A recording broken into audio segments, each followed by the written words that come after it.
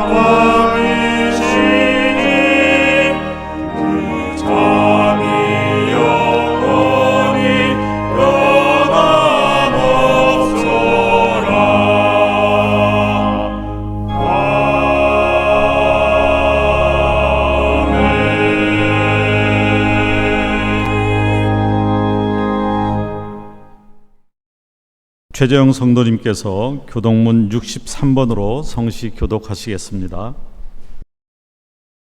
네, 성시 교독하시겠습니다. 왕이신 나의 하나님이여, 내가 주를 높이고 영원히 주의 이름을 송축하리이다. 내가 날마다 주를 송축하며 영원히 주의 이름을 송축하리이다. 여호와는 위대하시니 크게 찬양할 것이라. 그의 위대하심을 측량하지 못하리로다. 대대로 주께서 행하시는 일을 크게 찬양하며 주의 능한 일을 선포하리로다. 여호와는 은혜로우시며 긍휼이 많으시며 노하기를 더디하시며 인자하심이 크시도다. 여호와께서는 모든 것을 선대하시며 그 지으신 모든 것에 긍휼을 베푸시는도다. 여호와여, 주께서 지으신 모든 것들이 주께 감사하며 주의 성도들이 주를 송축하리이다. 네, 이 시간에는 최경자 목사님께서 대표 기도하시겠습니다. 사랑과 은혜가 풍성하신 하나님 아버지, 거룩한 주일 주님의 자녀들이 한자리에 모여 예배하게 하시니 감사드립니다. 한 주간도 크신 은혜 가운데 살아가게 하심 또한 감사드립니다. 하나님 아버지, 하나님의 인도하심과 온전하신 계획을 신뢰하지 못하고 염려 가운데 빠져서 나의 힘으로 살려고 했던 우리의 죄악을 용서하여 주시옵소서. 항상 기뻐하라, 쉬지 말고 기도하라, 범사에 감사하라. 이것이 그리스도 예수 안에서 너희를 향하신 하나님의 뜻이니라. 주신 말씀을 기억합니다. 하나뿐인 아들 예수 그리스도를 보내시어 우리를 구원하신 하나님, 가장 좋은 것을 우리에게 선물로 주시고 인도하시는 아버지의 선하신 뜻을 신뢰하며 참된 평안을 누리는 우리의 삶이 되기를 기도합니다. 그리스도의 평강이 우리가 속한 공동체 안에 날마다 흘러가도록 도와주시옵소서. 하나님을 부정하고 자신의 힘만을 의지하는 세상 가운데 우리를 증인으로 보내시어 상한 마음을 위로하고 넘어진 사람들을 일으키며 생명을 살리는 믿음의 사람으로 부르신 그 부르심을 깨닫게 하여 주시옵소서. 예수님이 우리와 세상의 자비와 사랑으로 참 좋은 이웃이 되어주신 것처럼 우리 또한 사랑으로 역사하는 믿음을 나타내는 선한 사마리아인의 삶을 살기를 기도드립니다. 이번 주 현충일을 맞이하며 우리의 뿌린 나라와 민족을 위해서 기도드립니다.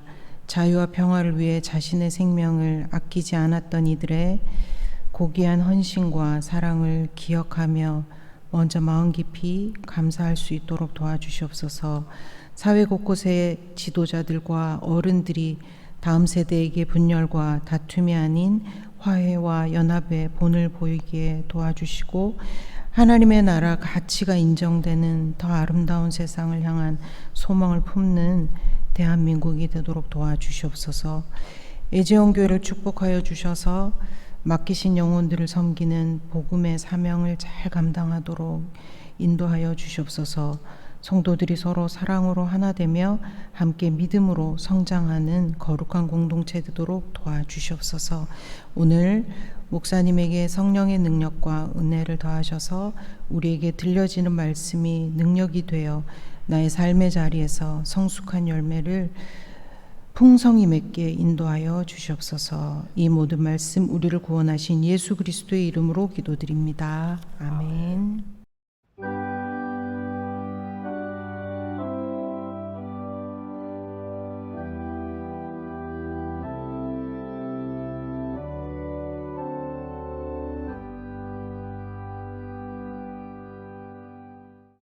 송기석 성도님께서 성경 봉독해 드리겠습니다.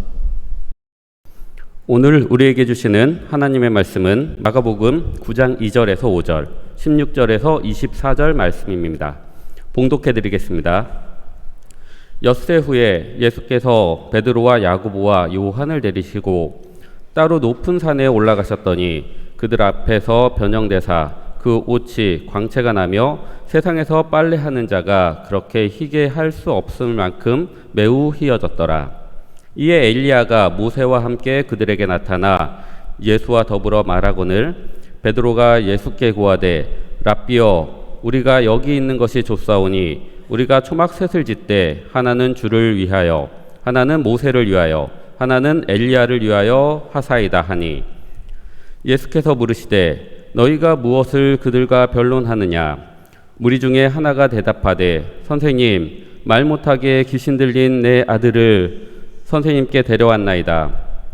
귀신이 어디서든 그를 잡으면 거꾸러져 거품을 흘리며 이를 갈며 그리고 파리해지는지라. 내가 선생님의 제자들에게 내쫓아달라 하였으나 그들이 능히 하지 못하더이다. 대답하여 이르시되 믿음이 없는 세대여 내가 얼마나 너희와 함께 있으며 얼마나 너희에게 참으리요. 그를 내게로 데려오라 하시매 이에 데리고 오니 귀신이 예수를 보고 곧 그 아이로 심히 경련을 일으키게 하는지라. 그가 땅에 엎드려져 구르며 거품을 흘리더라.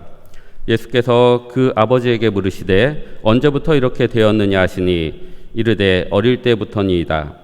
귀신이 그를 죽이려고 불과 물에 자주 던졌나이다. 그러나 무엇을 하실 수 있거든 우리를 불쌍히 여기사 도와주옵소서. 예수께서 이르시되 할 수 있거든이 무슨 말이냐? 믿는 자에게는 능히 하지 못할 일이 없느니라 하시니 곧 그 아이의 아버지가 소리질러 이르되 내가 믿나이다. 나의 믿음 없는 것을 도와주소서 하더라. 이는 하나님의 말씀입니다. 아멘.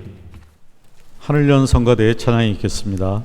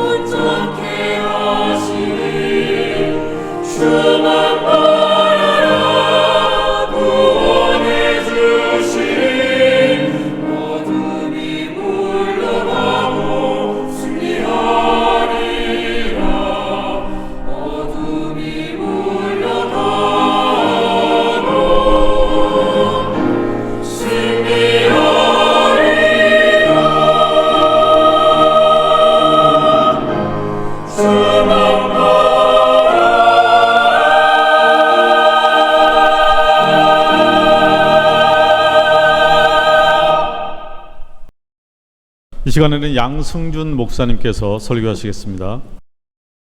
하물 숭배라는 것이 있습니다. 영어로는 카고 컬트인데요. 이 태평양 전쟁 당시에 서구 연합군이 남태평양 섬들의 군사 기지와 활주로를 건설하죠. 이 과정에서 원주민들은 수송기와 배를 통해서 쏟아지는 엄청난 양의 의약품이나 식량, 의복 등 이런 하물을 처음 목격했습니다.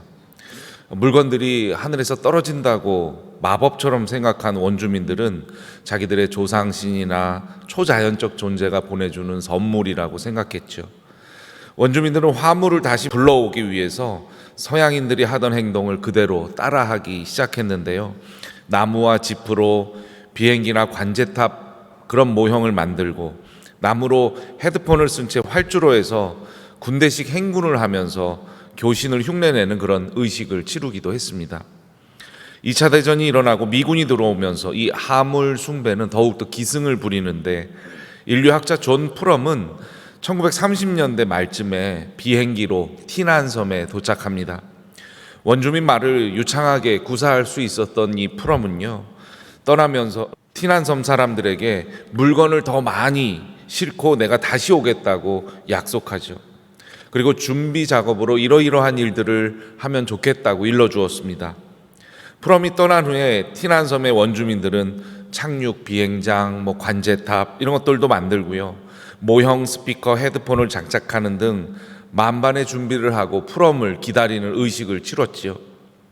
매년 2월 15일이면 그가 돌아올 것이라 믿고 특별한 종교 행사를 준비하면서 프럼이 돌아와서 우리 섬을 더욱더 낙원으로 만들어 주리라는 희망을 버리지 않고 있다고 합니다. 1999년에 토론토 기자가 방문해서 어찌 당신들 이런 일을 할 수가 있습니까? 라고 질문을 했다고 합니다.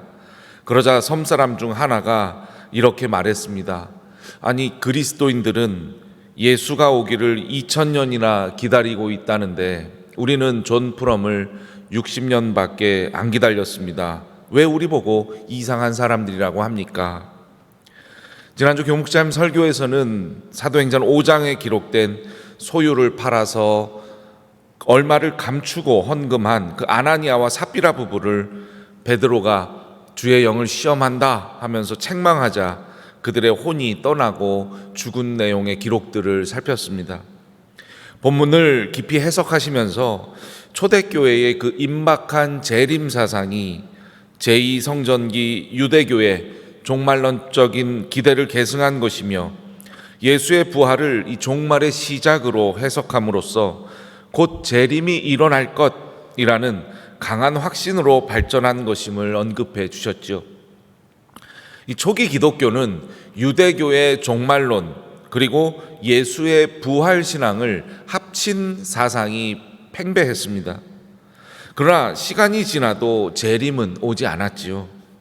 예수가 죽은 지 20년, 40년, 60년이 지나도 재림이 실현되지 않자 교회는 새로운 해석을 시작하는데요.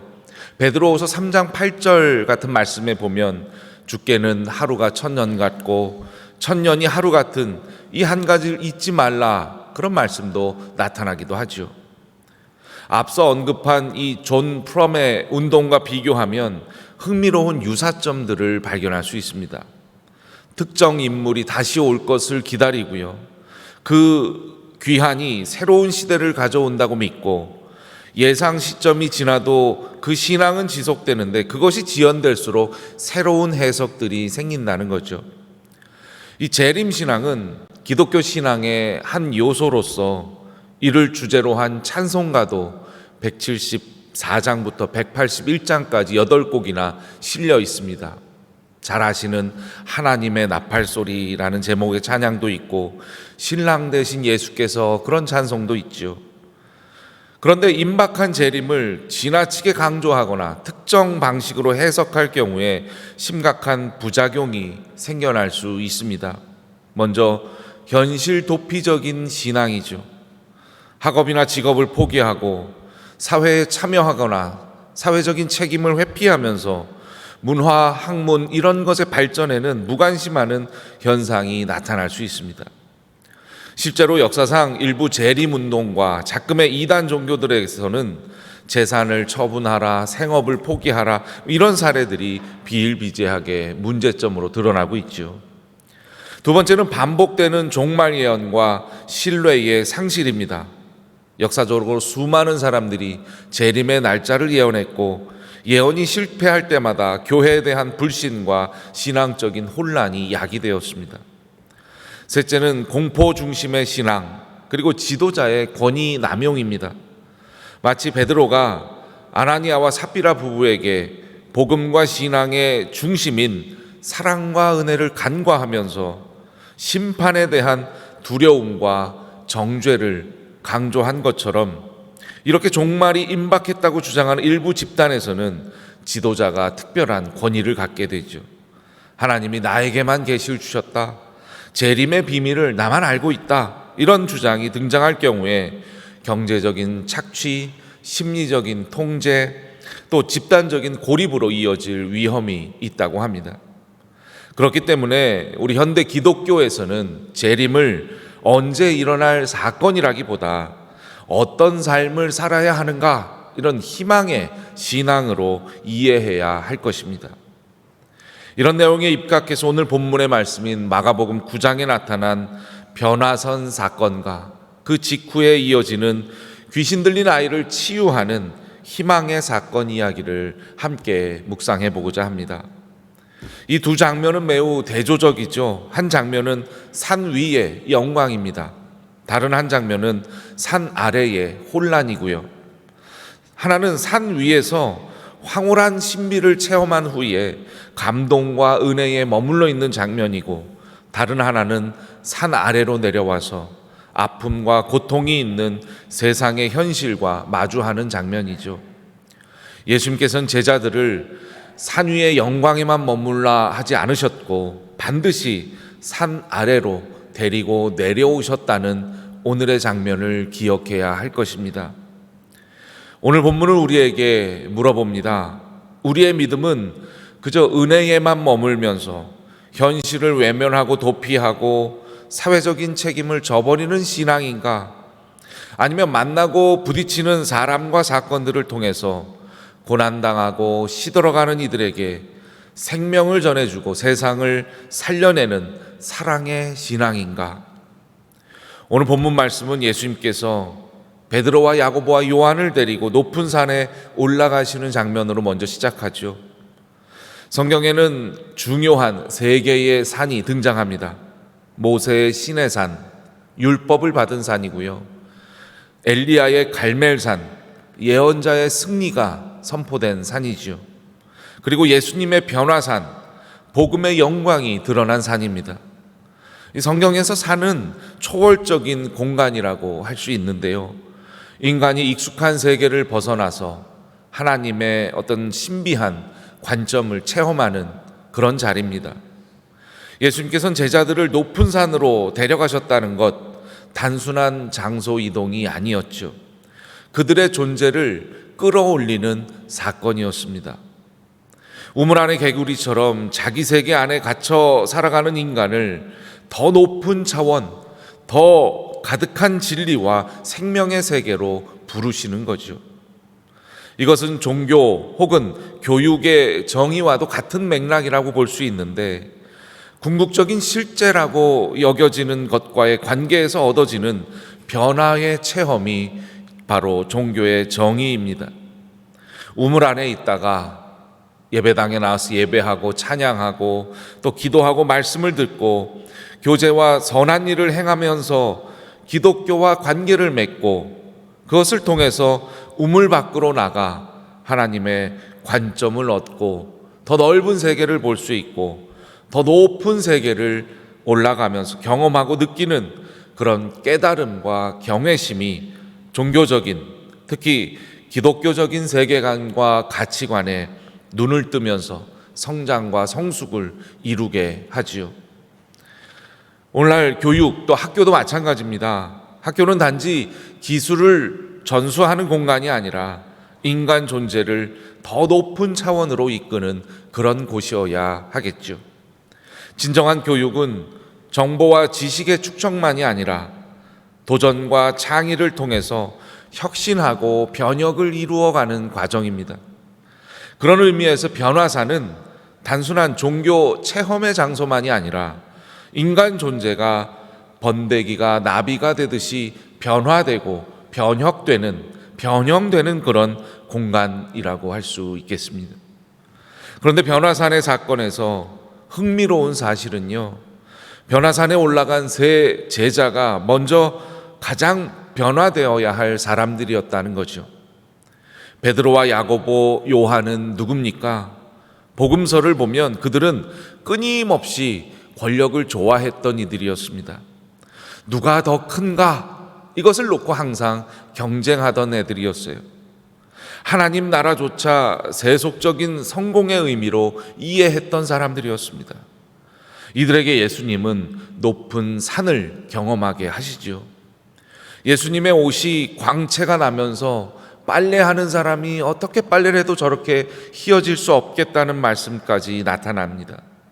이 장면은 단순한 시각적인 변화가 아니라 그리스도로 옷 입어라 그런 선언입니다. 신앙은 종교적인 장식들을 덧붙여 가는 일이 아니라 자기의 존재 방식 자체가 점점 변화되는 것이죠. 사도 바울의 표현에 의하면 이제는 내가 사는 것이 아니라 내 안에 그리스도께서 사시는 것입니다 라는 고백에 입각한 변화입니다.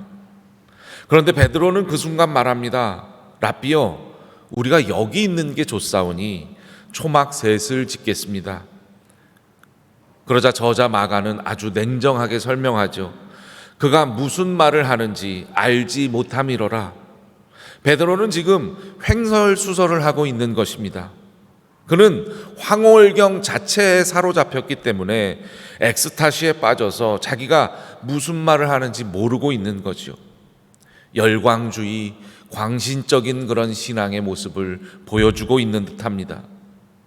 때때로 이런 감정적이고 열광적인 체험들은 하나님을 경험할 수 있는 하나의 수단임에도 불구하고 그 체험 자체를 목적화할 때가 너무나 많지요. 교회 안이 너무나 평안합니다. 기도회가 정말 감동적이고 뜨겁습니다. 영적인 황홀감을 느꼈습니다. 내가 아주 신비로운 걸 체험했습니다. 등등 이런 건 물론 중요하지만 하나님을 경험하는 하나의 수단에 불과하다는 것입니다. 지난 2023년 2월에 미국의 켄터키주에 있는 에즈베리 대학교에서 놀라운 부흥이 임했지요. 이 부흥은 주변 대학으로 번져나갔고요. 찬양과 기도, 간증을 통해서 특별한 일들을 경험했습니다.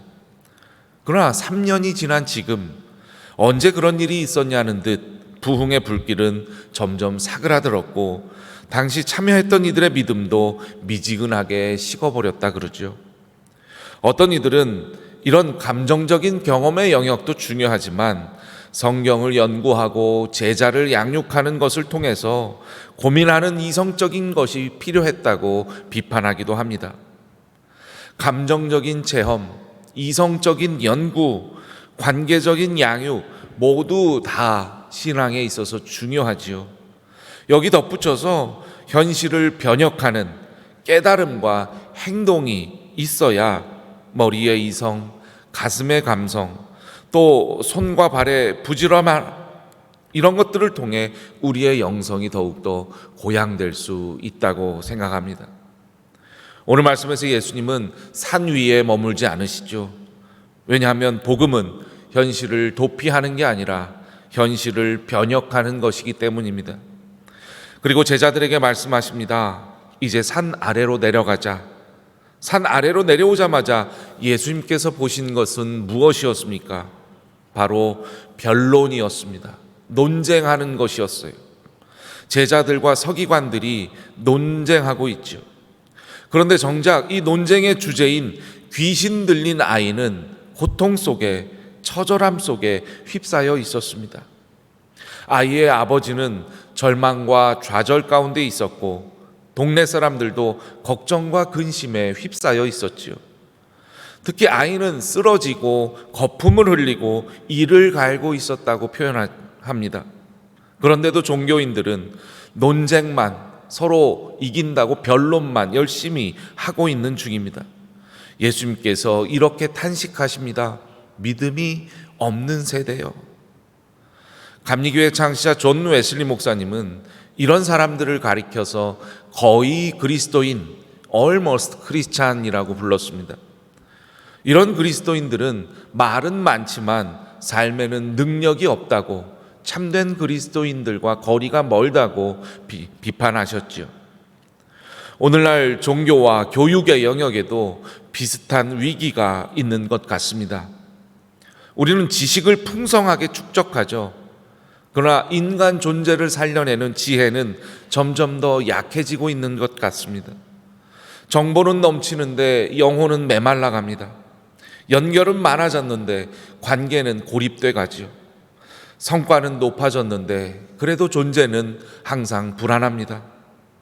오늘 본문은 우리의 현실을 생각하면서 묵상해 보면 귀신 들린 아이의 이 모습을 봤을 때 오늘의 아이들, 청소년, 청년들의 세대와 너무 많이 닮아 있습니다. 본문은 말하지요. 쓰러집니다. 찢깁니다. 거품을 뭅니다. 이를 갑니다. 점점 말라갑니다. 얼마나 많은 다음 세대들이 지금 영혼이 말라가고 파리해지고 있습니까? 끝없는 비교, 성과 중심 사회, 입시 경쟁, 불안과 우울, 소진과 냉소 속에서 우리의 다음 세대는 점점 생기를 잃고 있습니다. 그런데 교회는, 학교는 과연 무엇을 하고 있을까요? 혹시 제자들과 서기관들처럼 논쟁만 하고 서로 이긴다고 변론만 하고 있지는 않습니까? 권위의식, 우월감, 교리 논쟁, 이념 갈등 등 지식 추구와 이 초경쟁 사회 속에서 정작 사람을 살려내는 능력들이 잃어버려 가고 있는지 깊이 고민해 보아야 하겠습니다. 예수님의 관심은 논쟁의 승패가 아니었습니다. 예수님의 관심은 한 아이였습니다. 한 생명이었습니다. 교회와 우리의 교육기관들은 이것을 회복해야 됩니다. 사람을 살리는 공동체, 미래 세대를 일으켜 세우는 공동체, 그것이 우리에게 주시는 복음과 사명의 본질인 줄 믿습니다. 아이의 아버지가 말하지요. 무엇을 하실 수 있거든 우리를 불쌍히 여겨주십시오.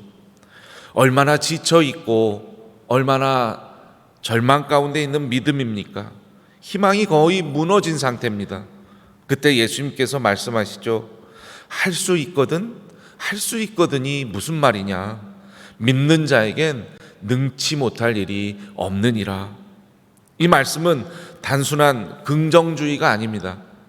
예수님은 네가 원하는 거 다 할 수 있어. 믿음만 있으면 이렇게 말씀하신 것도 아니에요.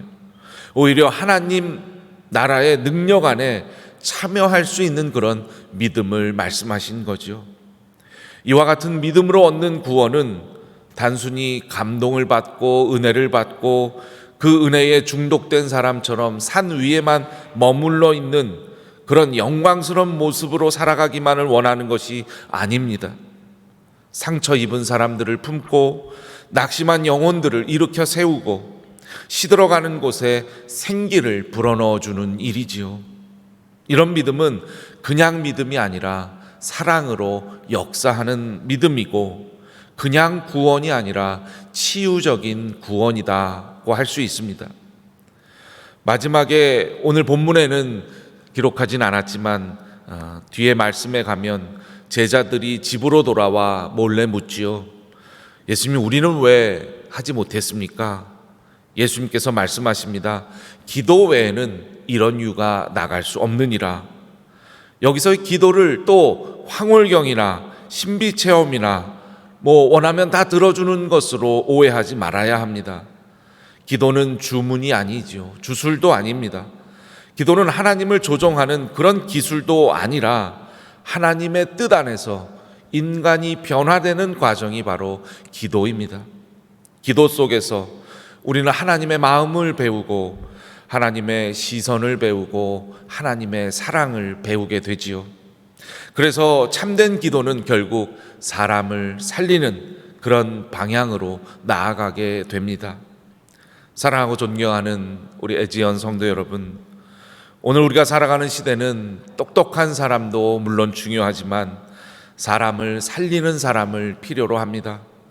많이 아는 지식보다 제대로 알고 그것을 행하는 지혜로운 사람, 자기중심적인 믿음보다 타인에게 사랑으로 드러나는 그런 믿음을 가진 사람, 이기적인 구원이 아니라 이타성을 가진 치유적인 구원을 가진 그런 사람을 필요로 하고 간절히 기다립니다.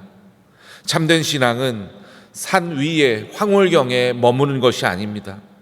세상 속으로 내려가서 상처 입은 세대의 손을 붙잡아 일으키는 것이라 믿습니다. 예수님께서 마지막에 아이의 손을 잡아 일으키셨던 것처럼 오늘 우리들 역시 누군가의 손을 잡아 일으키시는 그런 일들이 또 그런 존재가 되시길 바랍니다. 우리 세종대학교와 세종사이버대학교, 세종초등학교, 세종고등학교, 그리고 여러 사업체들과 우리 애지연교회가 그런 공동체가 되기를 주님의 이름으로 부탁을 드립니다. 잠깐 기도하겠습니다. 우리의 삶이 산 위의 믿음에서 은혜만을 기다리며 끝나는 것이 아니라 받은 은혜에 힘입어 그리스도로 옷 입고 사랑으로 드러나는 그런 믿음이 되길 원합니다. 특별히 이 시대의 어린 영혼들, 청소년들, 젊은 영혼들을 다시 일으켜 세우는 애지연교회, 또 우리들의 교육기관, 그리고 사업체가 되도록 인도하여 주옵소서. 예수님의 이름으로 기도드립니다. 아멘.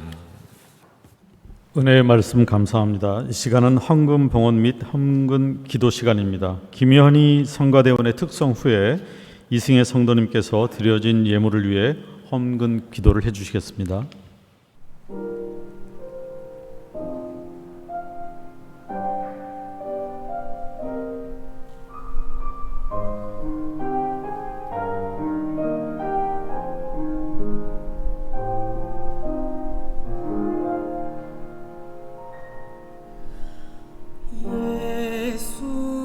예수는 내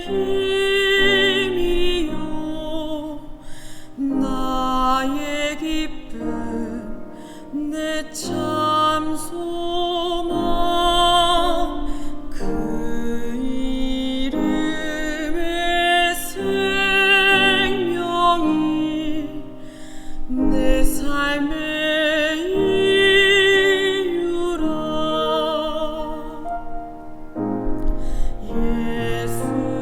예수는 내 힘이요 나의 기쁨 내 참 소망 그 이름의 생명이 내 삶의 이유라. 오직 주만 따라갑니다. 오직 주만 높임 받으소서. 내 평생에 그 이름을 그의 선하심을 세상에 노래합니다. 그 이름에 그 신능력 영원한 생명이 내 삶의 이유라.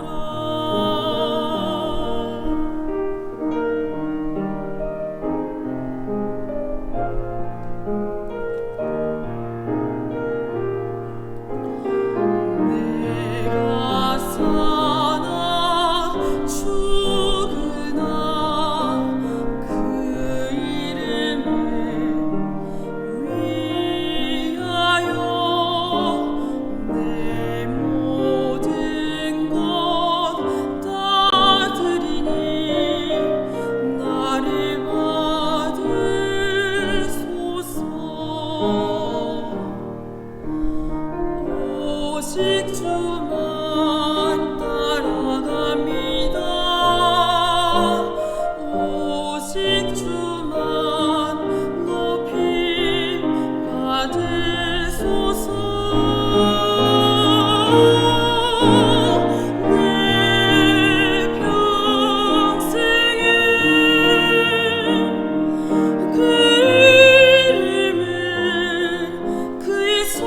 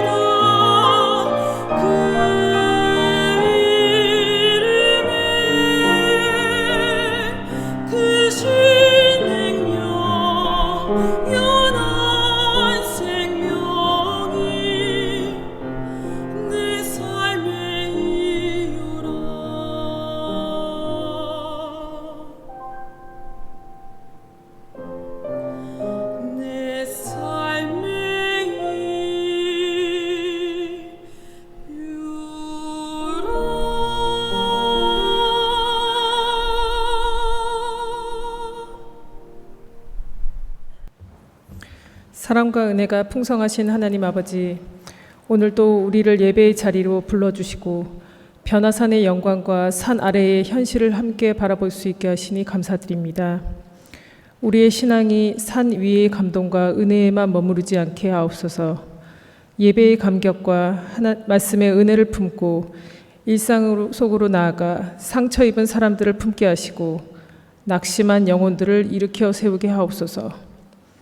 이 시간 주님 앞에 정성껏 예물을 드립니다. 우리의 헌금이 단순한 종교적 행위가 아니라 하나님의 사람에 대한 감사의 고백이 되게 하시고 하나님 나라를 위한 헌신의 표현이 되게 하옵소서. 드려진 예물이 복음의 전파와 교육, 선교와 구제, 그리고 다음 세대를 세우는 귀한 사역에 사용되게 하시고 사람을 살리는 통로가 되게 하옵소서. 아이를 향해 손을 내미셨던 주님처럼 절망 가운데 있는 이들을 붙들어 일으켜 주시고 다시 희망을 품게 하옵소서. 드려진 예물과 드리는 손길마다 복을 더하여 주시고 우리의 삶 전체가 하나님께 드려지는 거룩한 산 제물이 되게 하옵소서. 우리를 구원하시고 세상을 향해 보내시는 예수 그리스도의 이름으로 기도드립니다. 아멘.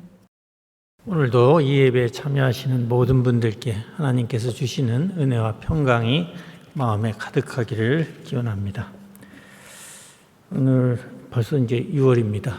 이제 학기 말도 딱 2주 남았는데 마지막까지 우리 최선을 다하기를 바랍니다. 6월 기도 제목입니다. 이번 주는 특히 이번 달은 보훈의 달인데 특별히 이번 주는 또 현충일이 있습니다. 우리 나라를 위해 헌신하신 분들을 위해 특별히 기도하는 그런 주간이 되었으면 합니다. 또 우리가 소속된 대학원의 학교와 그 다음에 기관들을 위해서 또 기도해 주시고요. 또 우리가 몸담고 있는 우리 예전교회를 위해서 기도해 주시기를 부탁드립니다. 또 우리가 예전교회 성도들로서 또 하나님을 믿는 하나님의 자녀로서 하루하루의 삶이 하나님께 드리는 거룩한 산제사가 될 수 있도록 늘 기도하고 말씀을 경청하고 또 우리의 삶을 거룩하게 살아가는 여러분들 또 제가 되기를 바랍니다. 화면에 예전교회 계좌번호가 나가고 있습니다. 여러분 참고하시고 봉헌에 동참해 주시기를 부탁드립니다. 또 화면에 주일 예배 봉사자 명단이 나가고 있습니다. 여러분 참고해 주시기 바랍니다. 또 한 주간 여러분 건강하게 잘 지내시고 다음 주에 더 건강한 모습으로 뵙도록 하겠습니다. 감사합니다. 다 같이 결단 찬송 218장 부르시겠습니다.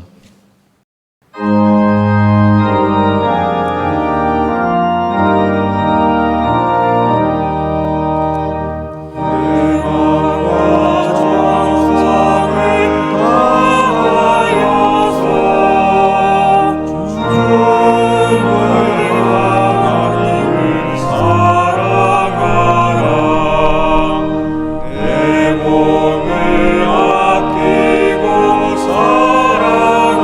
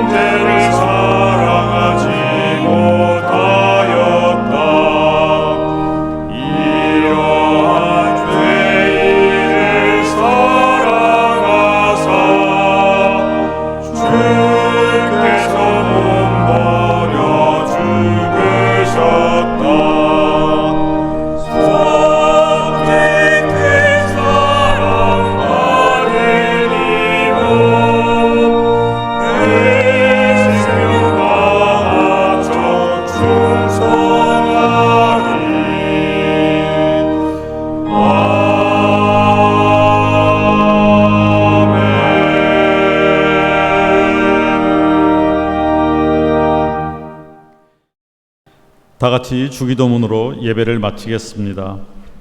하늘에 계신 우리 아버지, 아버지의 이름을 거룩하게 하시며 아버지의 나라가 오게 하시며 아버지의 뜻이 하늘에서와 같이 땅에서도 이루어지게 하소서. 오늘 우리에게 일용할 양식을 주시고 우리가 우리에게 잘못한 사람을 용서하여 준 것 같이 우리 죄를 용서하여 주시고 우리를 시험에 빠지지 않게 하시고 악에서 구하소서. 나라와 권능과 영광이 영원히 아버지의 것입니다. 아멘.